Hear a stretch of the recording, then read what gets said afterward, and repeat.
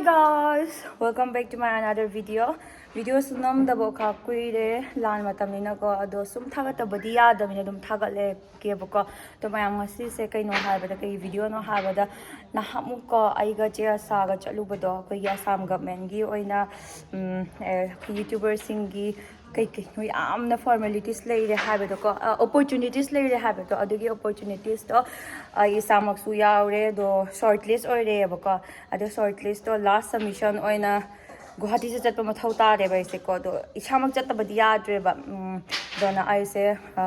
ticket se ka ek aga chatke tawri ne ba ko itom tati chatpa tare guwahati dagi sorry manipur dagi oina suddenly hayak bani ba ko ado chatlage tawri flight se kaino nungdhin gi oina tawre ado loiraga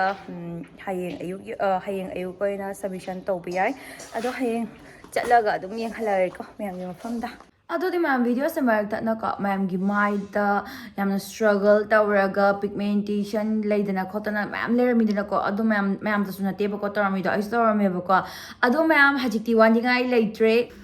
Kaigino haibadadi ko the Derma Co got out back with its popular khngdre edit range mayam aina ahanbada season adoshe ko introducing the Derma Co 1% khngdre edit daily face wash ko ado ai mai da face wash ta doinina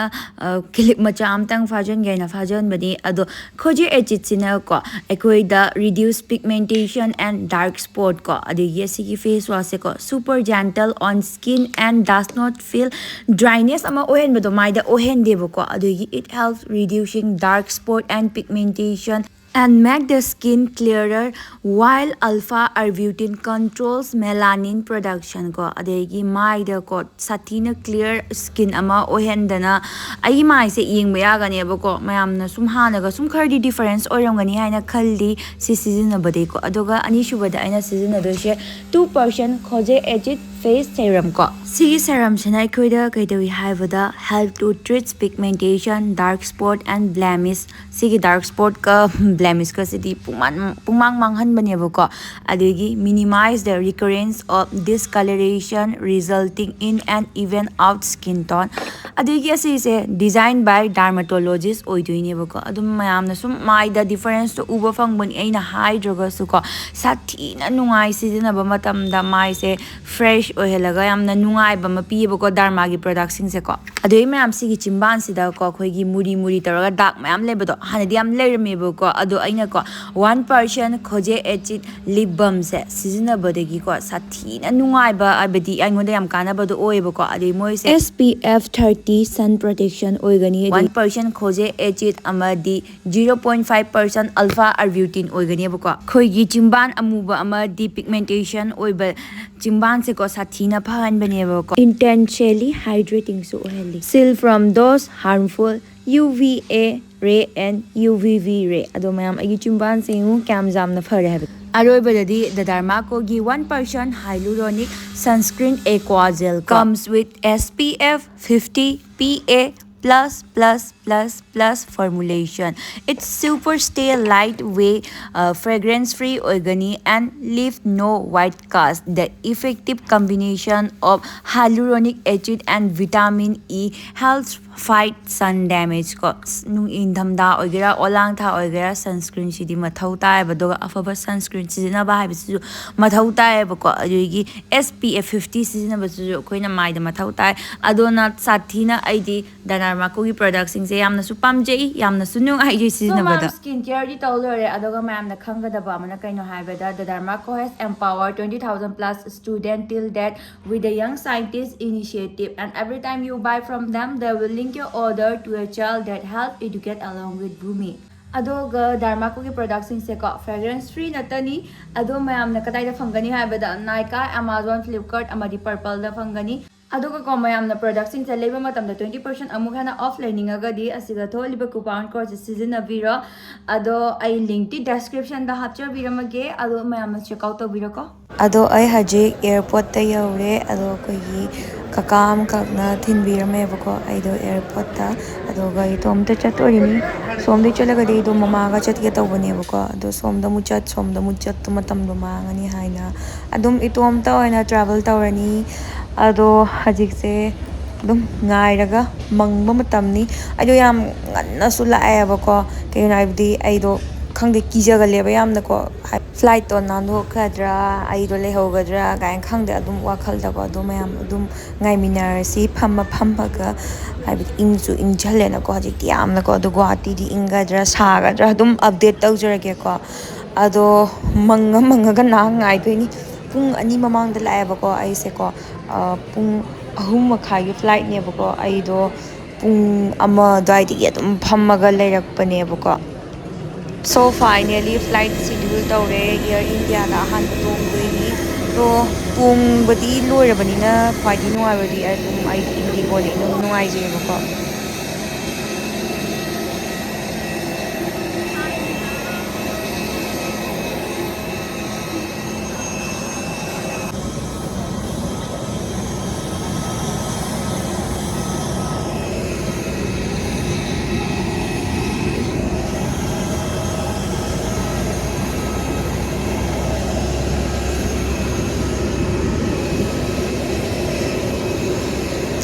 ꯑꯩꯗꯣ window ꯁꯤꯠꯇꯗꯤ ꯇꯥꯖꯕꯅꯦꯕꯀꯣ ꯑꯗꯣ ꯈꯪꯗꯦ ꯉꯁꯤꯁꯦ ꯌꯥꯝ ꯀꯤꯖꯕꯣꯏ ꯊꯨꯀꯠꯄꯣꯏ ꯏꯇꯣꯝꯇ ꯆꯠꯄꯒꯤ ꯈꯪꯗꯦ ꯀꯩꯅꯣꯝ ꯇꯧꯕ ꯑꯃ ꯐꯥꯎꯕꯗꯣꯀꯣ ꯑꯗꯨꯝ ꯅꯍꯥꯟꯉꯩꯁꯨ ꯏꯇꯣꯝꯇ ꯇ꯭ꯔꯦꯚꯦꯜ ꯇꯧꯋꯤꯅꯤ ꯑꯗꯨ ꯑꯣꯏꯔꯒꯁꯨ ꯑꯗꯨꯝ ꯉꯁꯤꯁꯦ ꯀꯤꯖꯕ ꯑꯃ ꯐꯥꯎꯕꯗꯣ ꯇꯧꯕꯀꯣ ꯑꯗꯨꯅ ꯋꯤꯟꯗꯣ ꯁꯤꯠꯇꯣ ꯂꯧꯗ꯭ꯔꯦ ꯑꯩꯗꯣ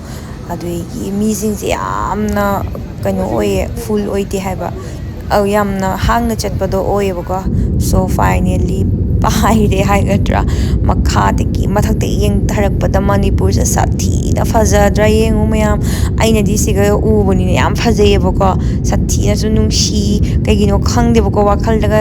ꯄꯨꯛꯅꯤꯡꯗꯒ ꯅꯨꯡꯁꯤꯕ ꯐꯥꯎꯕꯗꯣꯀꯣ ꯑꯗꯣ ꯑꯩꯗꯣ ꯋꯤꯟꯗꯣ ꯁꯤꯠꯇ ꯐꯝꯗ꯭ꯔꯒꯁꯨ ꯑꯩꯒꯤ ꯃꯅꯥꯛꯇ ꯐꯝꯕꯗꯣ ꯅꯨꯄꯤꯅꯦꯕꯀꯣ ꯑꯗꯣ ꯃꯉꯣꯟꯗ ꯍꯥꯏꯔ ꯑꯩꯅ ꯑꯗꯨꯝ ꯚꯤꯗꯤꯑꯣꯗꯣ ꯂꯧꯕꯤꯔꯛꯑꯣ ꯍꯥꯏꯅ ꯍꯥꯏꯔ ꯃꯥ ꯑꯗꯨꯝ ꯂꯧꯕꯤꯔꯛꯑꯦꯕꯀꯣ ꯚꯤꯗꯤꯑꯣꯁꯦ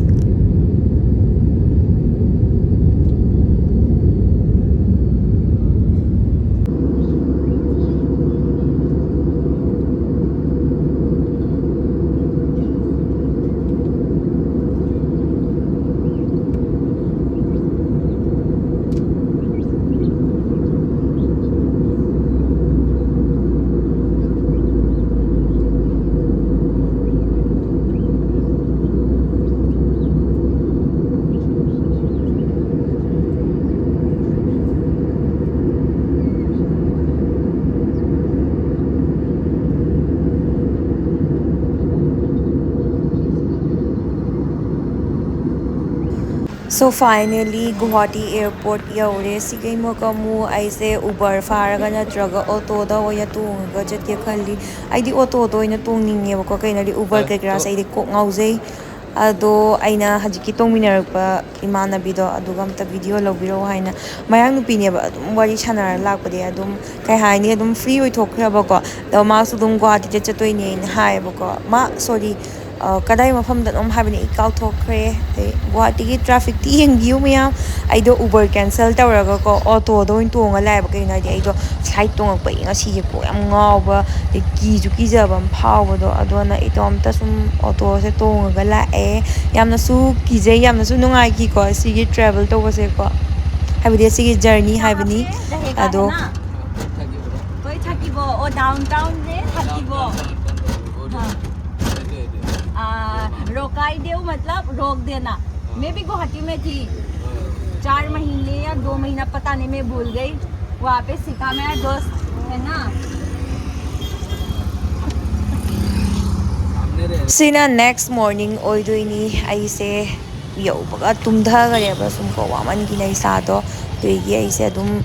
ꯏꯇꯣꯝꯇ ꯆꯠꯂꯕꯅꯤꯅ ꯊꯣꯛꯂꯛꯑꯦ ꯂꯩꯕꯁꯤꯅ ꯑꯩꯗꯣ ꯅꯍꯥꯟꯃꯨꯛ ꯂꯩꯕ ꯃꯐꯝ ꯗꯥꯎꯟ ꯇꯥꯎꯟꯗꯣ ꯑꯗꯨꯒ ꯑꯗꯨꯝ ꯂꯩꯔꯦ ꯑꯗꯒꯤ ꯑꯍꯥꯟꯕꯗ ꯇꯟꯁꯦ ꯂꯧꯔꯒ ꯆꯥꯔꯦ ꯁꯤꯒꯤ ꯄꯨꯔꯤꯁꯦ ꯁꯥꯊꯤꯅꯁꯨ ꯍꯥꯎꯈꯤꯕꯀꯣ ꯆꯥꯛꯀ ꯂꯥꯝꯕꯅꯦ ꯑꯗꯨꯒꯤ ꯑꯩꯁꯦ ꯆꯠꯂꯦꯕꯀꯣ ꯆꯦ ꯑꯆꯥꯗ ꯍꯪꯉ ꯊꯕꯛꯁꯦ ꯂꯣꯏ ꯇꯧꯔꯦ हाँ मैं कुकी का मतलब मैं कुकी हूँ भैया हाँ मतलब कुकी लोग झगड़ा नहीं करना चाहते मेरे लोग जो है वो लोग झूठ बोलता है तो झूठ बोल रहा है हाँ बहुत ही ज्यादा झूठा है वो लोग यहाँ मणिपुरी बस्ती में मेहती है वो लोग तो किसी से झगड़ा नहीं करते वही वही यहाँ पर बहुत मेहती है मणिपुरी बस्ती हाँ हम लोग खुद जाके झगड़ा नहीं करता है उस मतलब वो लोग खुद आके हम लोग को अटैक करता है फिर बोलता है हम लोग करता है बोल के पता नहीं कब ठीक होगा ये बचने के लिए तो मेटे भी कुछ करेगा ना। हाँ हाँ अभी वो लोग जब मारने चाहता है ये लोग भी तो कुछ करेगा ना। हाँ हाँ तो पता नहीं वो लोग के पास इतना वो हथियार कहाँ से आता है? हाँ वही म्यांमार से देते हैं क्या? पता नहीं वो तो एग्जैक्ट पता नहीं हम लोग भी इतना हथियार वो लोग कहाँ मिलता है? हाँ मैम अइदो लोकेशन से काउरेबको तसेंगना काइदनुबो काउरे काइदा से सागा चला सेमिनारबदो काउथोखरे कोई चीजी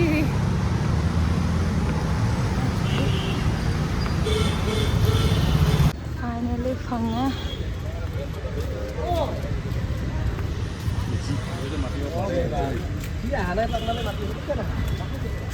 कोर्टगी चे लौथोप लोरक्तना हजिक डी IPR ऑफिस तो चटके तौरेबको अदो हजिकती बस ता ओइना चटले लोकल बस ता ओइना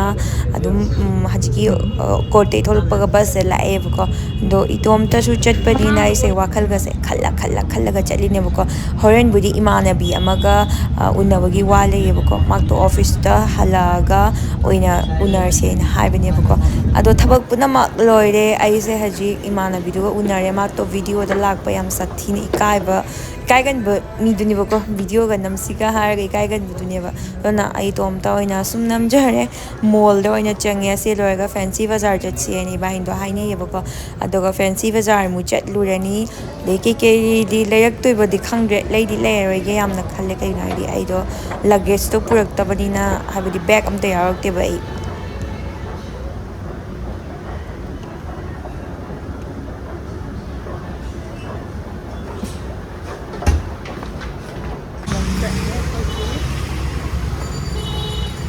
Rapido tunggudo saluare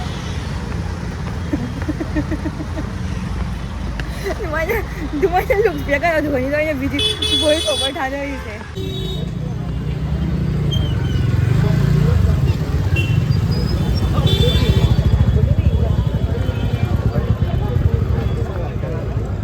mi yam tilli haiba ngasi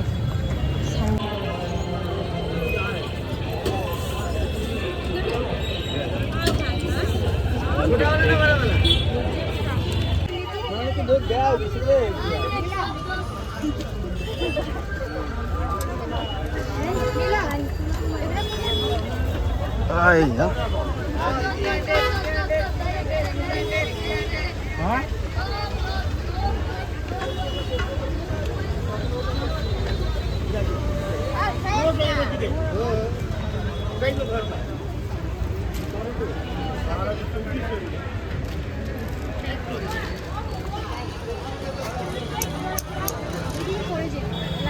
झुमका सिंगदो येंग लोरेबको अदोगा हजिक सू हाउस हाइब्रा कइनोम हाइबने मोइगी को याम फजब योन बनेबको सिगगी अमा फ्लैट अमा लाइरे असिगो स्टार्टिंग प्राइस 150 रा क्यानम दे हौबनेबको अदो फजब कलेक्शन सु यामना लेबनी असिगी कलेक्शन अइना उटली से को 450 500 अदुम तांगबुदि तांगबने अदो ओरगो सु अफोर्डेबल प्राइस ता ओइबनेबको आइदी गुवाहाटी चलदी असिगी मफम से अदुम चंगगा खंगुप अमा नत्रा अमादि दुम लेयेबको दो से सिंगसे पामदी पामगा दुम लेरक्ट्रे कइगिनो हाइबददी पाम सी अजिक ताइना उटपदो अदु ओइना लेरेबको हजिगी खंगुप तो ओनली 250 तनी होंगद्रा मयाम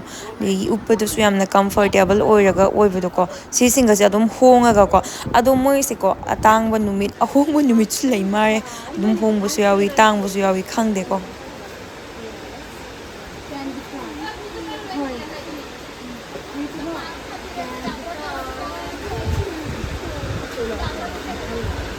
Akhirnya ini Pak.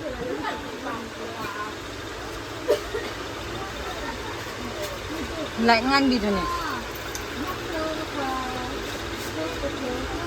Nggak lantai.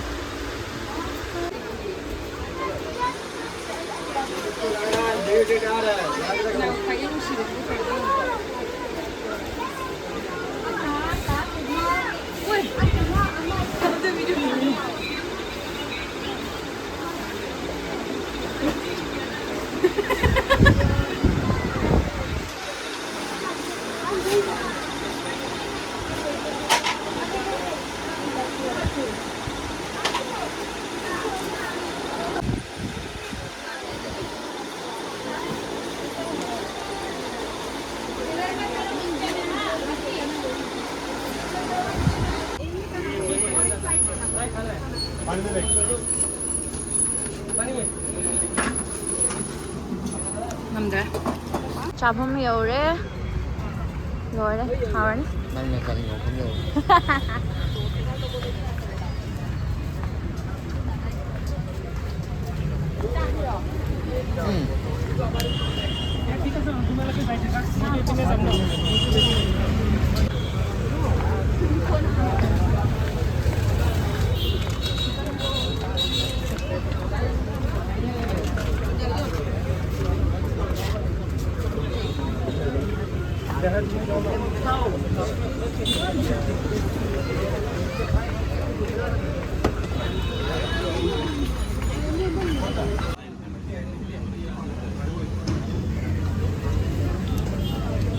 ꯆꯥꯕꯅ ꯄꯨꯟꯁꯤ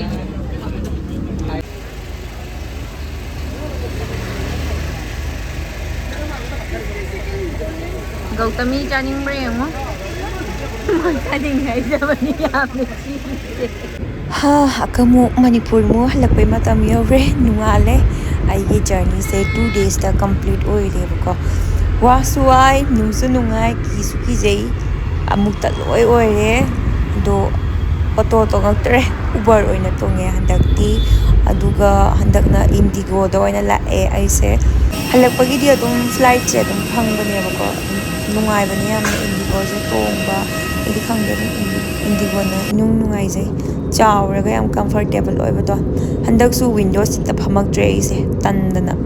ꯍꯥꯏꯕꯗꯤ ꯀꯤꯖꯔꯤꯔ ꯀꯩꯅꯣꯝꯗꯤ ꯇꯧꯔꯦ ꯑꯗꯣ ꯏꯟꯗꯤꯒꯣꯗ ꯍꯜꯂꯛꯄ ꯃꯇꯝꯗꯗꯤꯀꯣ ꯃꯤꯁꯦ ꯑꯃꯠꯇ ꯇꯣꯡꯗꯕꯩ ꯋꯥꯅꯤ ꯀꯩꯒꯤꯅೋ ꯈꯪꯗꯦ ꯁꯨꯛ ꯆꯥꯎꯕ ꯐ꯭ꯂꯥꯏꯠꯁꯤꯗꯀꯣ ꯃꯤꯁꯦ 10 ꯐꯥꯅ ꯇꯣꯡꯉꯤꯔ ꯇꯣꯡꯗ꯭ꯔꯤꯔꯗꯤ ꯈꯪꯗꯦꯕꯀோ ꯑꯗꯣ ꯑꯩ ꯁꯨꯝ ꯍꯜꯂꯛꯑꯦ ꯑꯩꯁꯦ ꯁꯤꯠꯁꯤꯗ ꯏꯇꯣꯝꯇ ꯐꯝꯗꯣꯏꯅꯦꯕꯀꯣ